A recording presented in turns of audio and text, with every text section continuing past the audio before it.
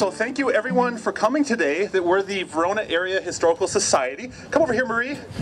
Well, actually, I'm going to unveil you. Hide behind this. You're going to meet someone very special today, and we're going to get to see something close up. I'm just kidding. Come on over.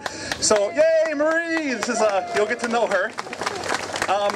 So, little thing about us, we're the Verona Area Historical Society. We're dedicated to gathering, preserving, educating about Verona history. We're standing right next to it right now, which is awesome. Thank you all for coming. Quick question. Who has noticed the cute little wreaths on the door of this house? Okay, Marie, I want you to spin around. For a while, she didn't know if anyone was noticing. Okay, every hand is up right now in this crowd. But what we did was we went back and tried to research everything we can, and we found some stuff out. So I'm just going to take us through a 5-minute history of the house. Then we're going to hand it off to Marie, and she can talk about her family came to own this beautiful piece of property. But first, the burning question, don't worry, it's safe. The road's not going to knock it down. It's okay. The road's not going to knock it down. That's the number one. Yay! Yay for historical relevancy. So Marie will talk about that. They did come out here in 2011, 2012, do an assessment. We have that assessment, and it was deemed historically relevant enough to be protected from highway projects. So we don't have to worry about that. It's up to Marie now if it stays. So everyone let her know how much you love it, because it's hers. So quick history. The earliest plat map we have for Verona is 1861, and there's a dot right here, and that's the Caspar Schrader family. So Caspar Schrader worked at a paper mill in Germany, emigrated here with his wife Margaret in 1851, and bought these at least 80 acres. Interesting, Caspar's son was in the 23rd Infantry Regiment in the Civil War with a lot of other Verona natives. The Matzes, the Myerses were in there. And they, let's see, his son went on to run a hotel. So that's the first family, and it's in the, if you want more details, it's in here in the sheet. The Fred Steckelberg family from about 1890 to 1930, they took ownership. His name is misspelled several times on different plat maps. He was a charter member of the St. James Lutheran Church. And what's interesting about the house, we were able to, our Secretary Ruth Jensen did an interview in the 1980s with a fellow who's passed on, who went to St. James. For a couple of years, in 1910, 1908, they actually did their catechism classes in here for people who are in 8th grade. That's something they did in the Lutheran Church at the time. Your Fridays and Saturdays for 2 years, you'd be studying, and while the church had construction going on, they had him in this house. And that fellow's name was Herb Gust, and he remembered having those classes here. So during the Steckelberg era, that was one of the uses.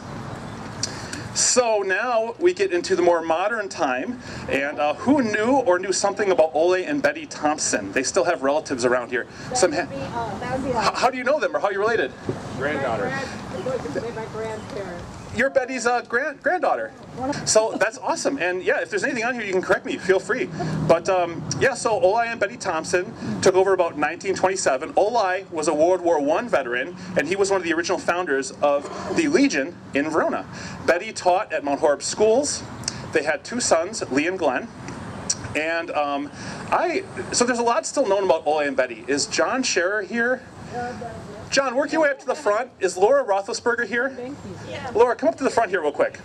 Because part of our goal today is to kind of capture some of these stories, and then we'll go on and get in the house. But they're kind of interesting folks. So little story about Betty, little story about Ole. What's your memory of Ole, who lived in this house, well, heck, till 1927, until, I believe, his passing in 63. This is Laura, by the way. Laura, here you go. I vividly remember the day. It was just kitty corner over here that we came past to take our eggs to Madison. There were at least 4 kids in the car and my parents. And I suppose my dad stopped at the stop sign and then he couldn't get started. This old, must have been a 1920s car. He got it from his aunt. Anyway, he was stuck. So whether he came over here or whether Ole spotted us, I can't remember. But what I do remember is that Ole got down behind those wheels, and just like a beaver, he pawed that snow with his hands. And we kids we'll never forget Ole Thompson. You said he was a true farmer and a true neighbor. So that's pretty cool. John, so John's wife's aunt and uncle were Ole and Betty, or Elizabeth. Yeah, my wife's aunt and uncle were Ole and Betty. Elizabeth, she liked to be called. If you called her Betty, she sometimes gave you a sour look. They farmed here for early years of our marriage, so we used to come out here and visit them quite often. So I've been in the house a number of times. But at that time, it was quite a prominent little landmark here on this corner. And Betty was a rather an eccentric lady in some ways.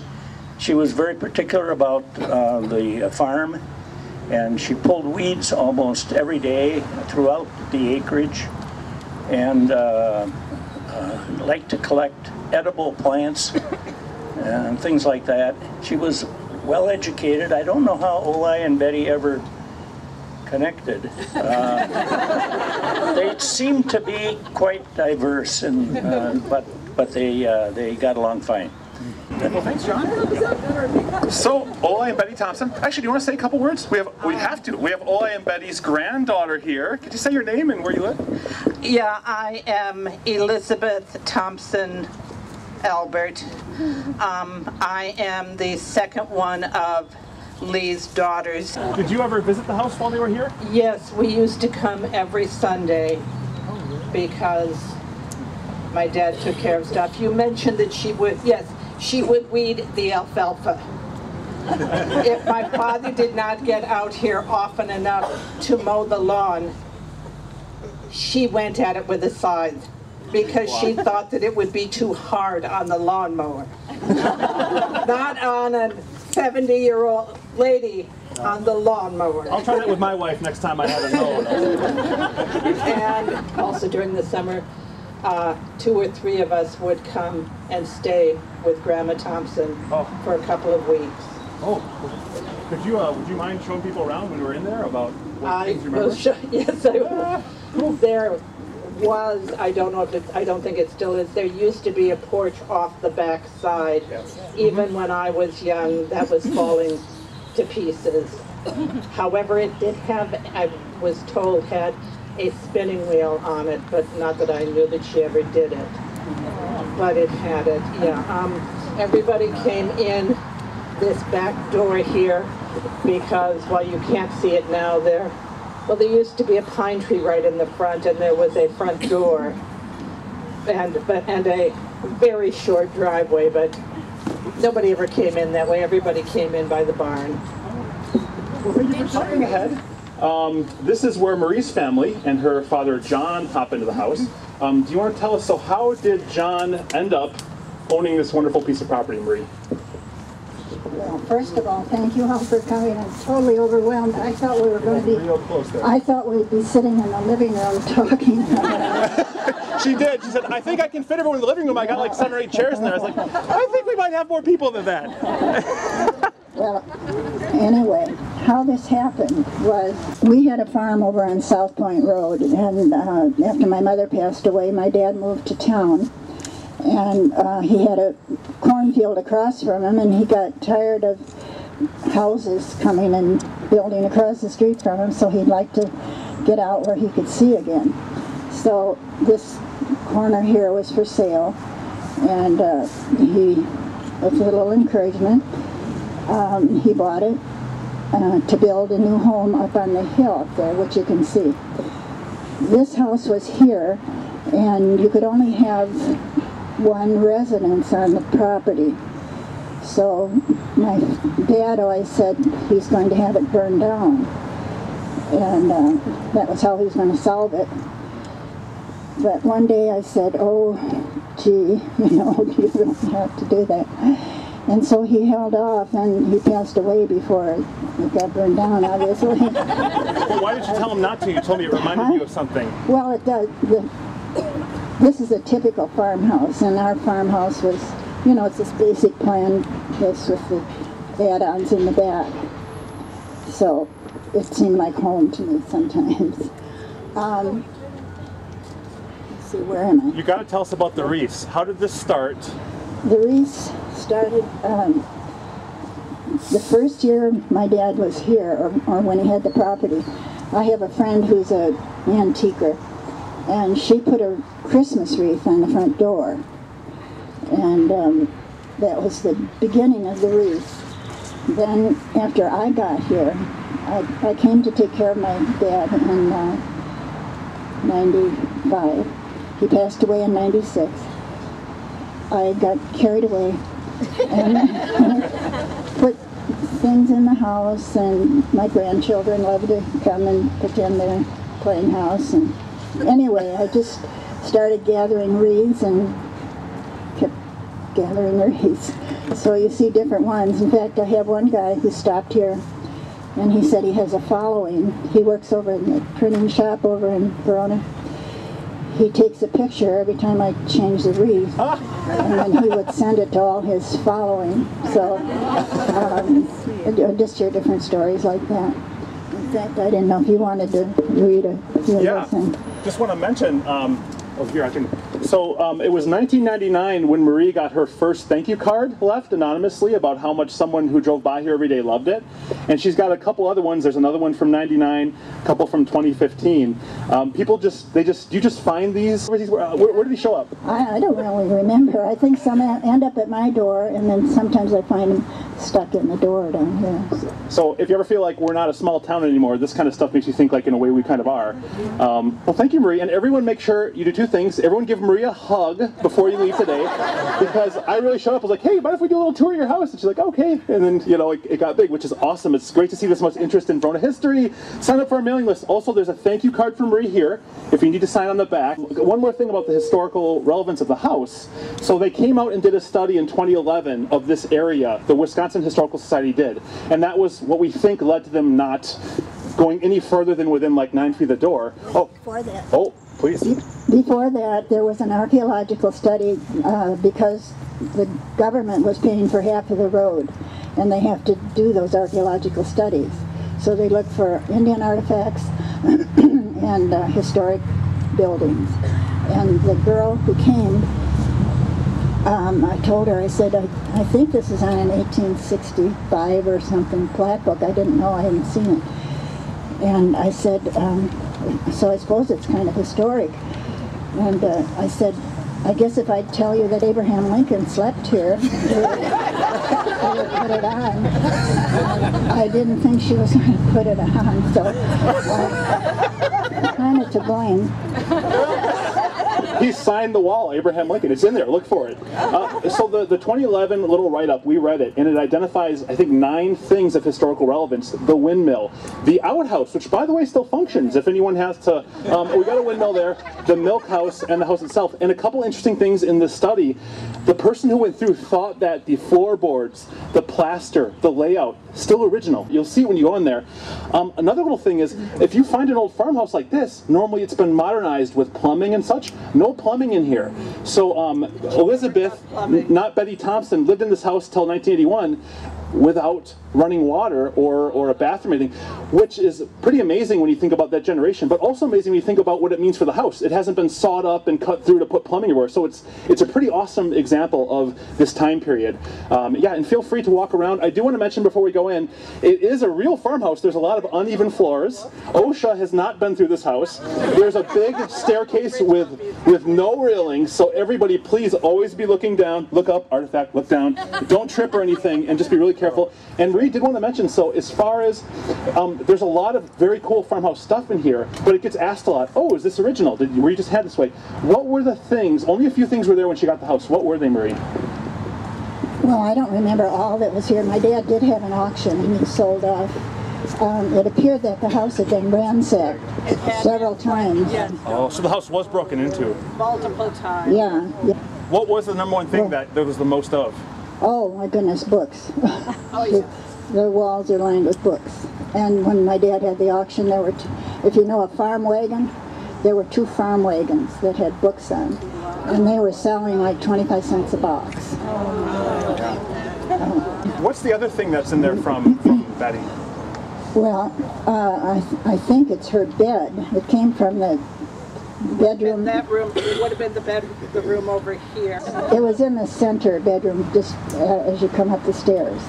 No, that was one the kids used. No, her bedroom was the one that had So her bedroom was the one in the corner here. It would have been the one over the kitchen. Okay, so there's that, and there's just a trunk upstairs that someone evidently broke into.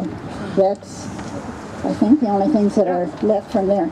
But I just want to tell you another story. When the living room was strewn with papers and letters and cards and stuff, and this friend of mine, we were sitting there going through them, and I was picking out the old Valentines that I thought she probably received when she was a school teacher. And I had this nice little stack over here. And this guy comes to the door. He was on his bike, and he said, "I've always wanted to see you in here." And I said, "Well, come on in, look around, go ahead." And we just continued with what we were doing. And then he was done, and he said, "Thanks a lot, bye." And right after he left, I went to grab my cards that I had set aside, and they were gone. What? Yeah. So we're going to open it up. One thing, I planned the parking, I planned the coffee. I didn't plan how you get 100 people in and out of the house. So what we'll do is, we'll just open it up, just kind of work your way in, feel free to walk through, hang out. Oh, one more thing about the artifacts. So Marie, and correct me if I'm wrong, but Marie has collected kind of farmhouse style antiques that she's placed throughout there. The stuff from the Thompsons are the stove, the little bed, and there's a chest in there upstairs. But the other stuff is stuff Marie's put in there just because, as she said in the handout, she considers it her playhouse, so it's fun to decorate. So enjoy looking at, there's a couple games in there the little kids might enjoy. Do you want to just open it up, Marie? Should we just let people in?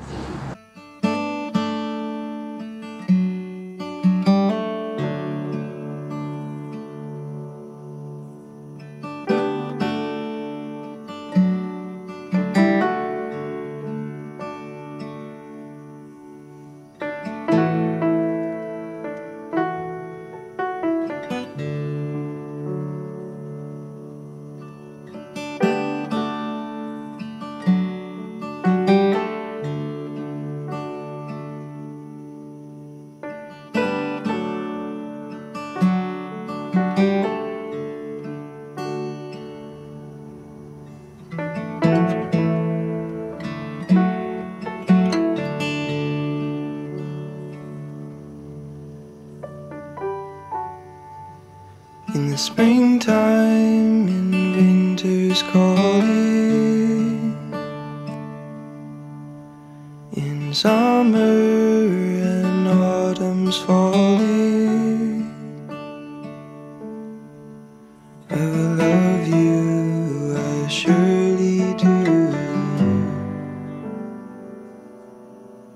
I will love you, I surely do.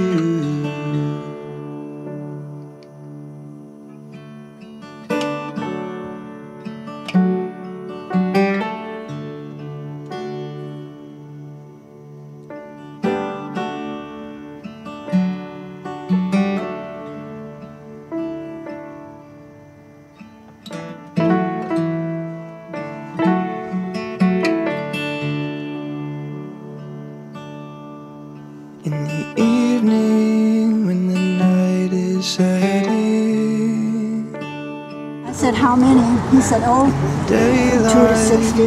the shadows Because I visualized us all sitting in the living room talking.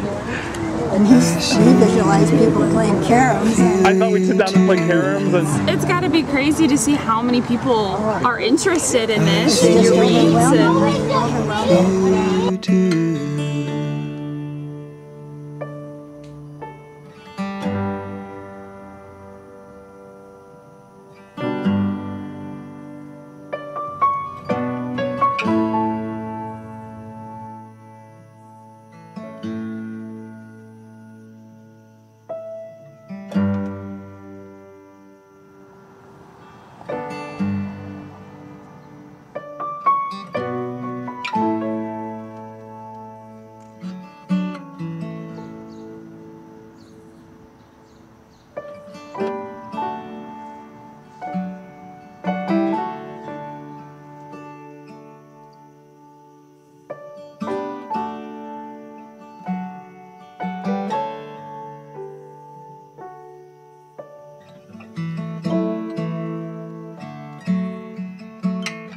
does it bring back a lot of memories? Yeah, it does.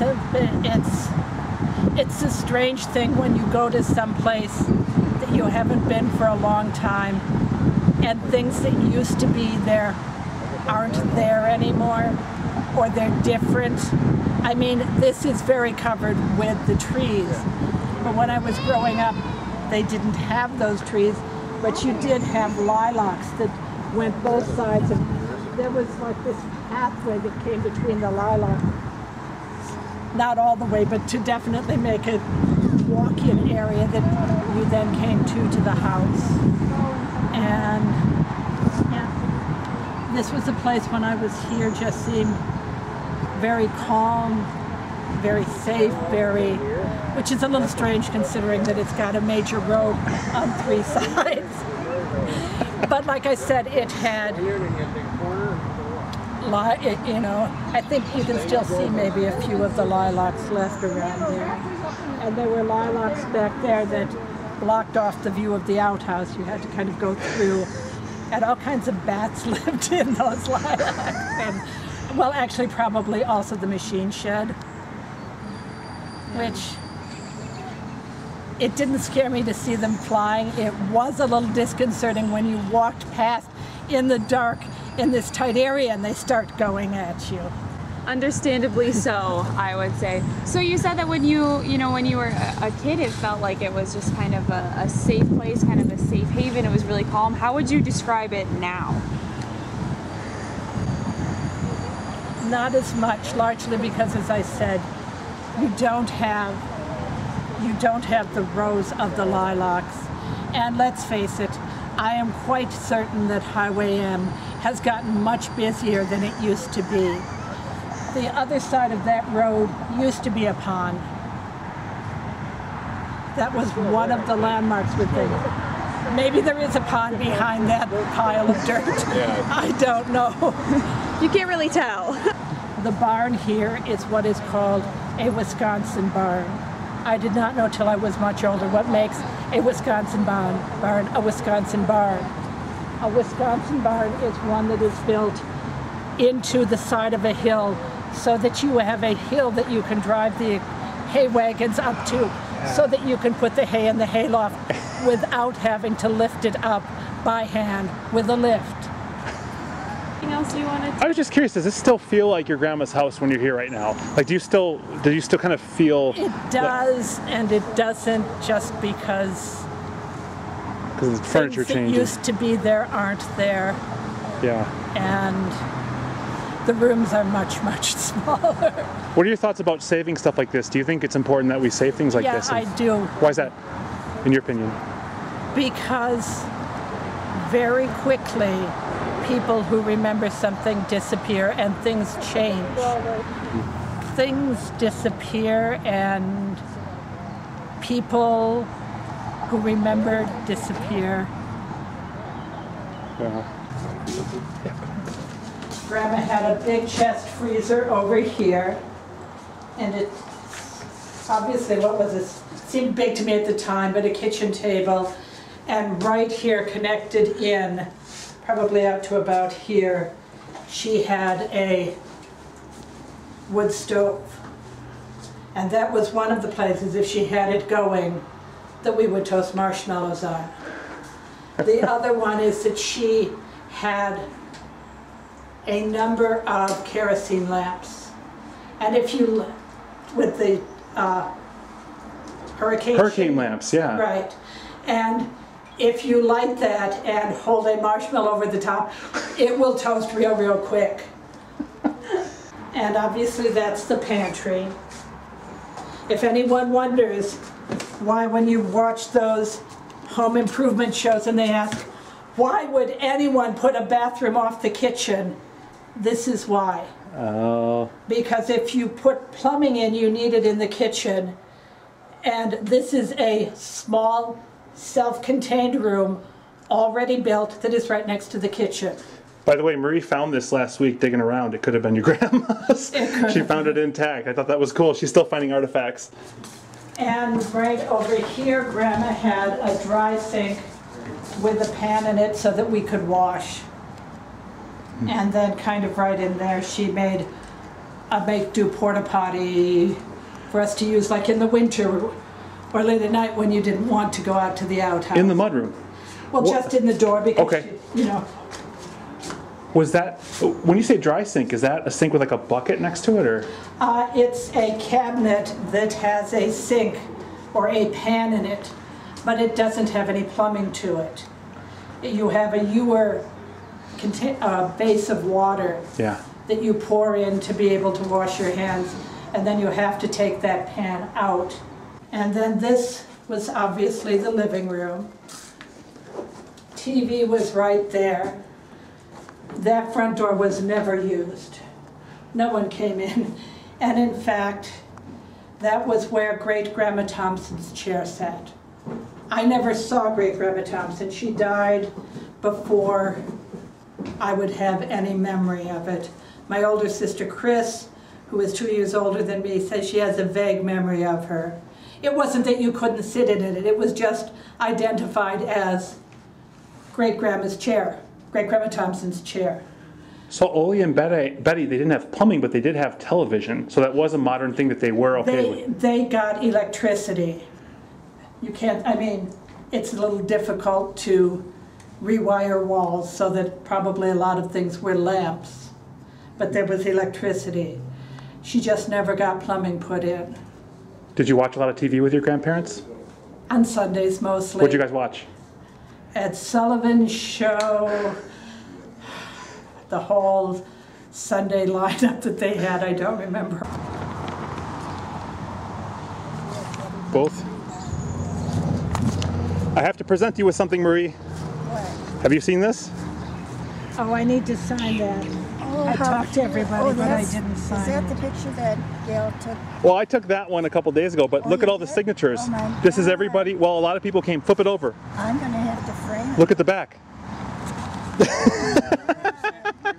I mean, I'm just overwhelmed. You told me this was going to be like this. I'm overwhelmed too. I really thought like, oh, if we get 60, 70, 180 was the count. When you said 60, that just all over. When you said put him in the living room, that was really funny.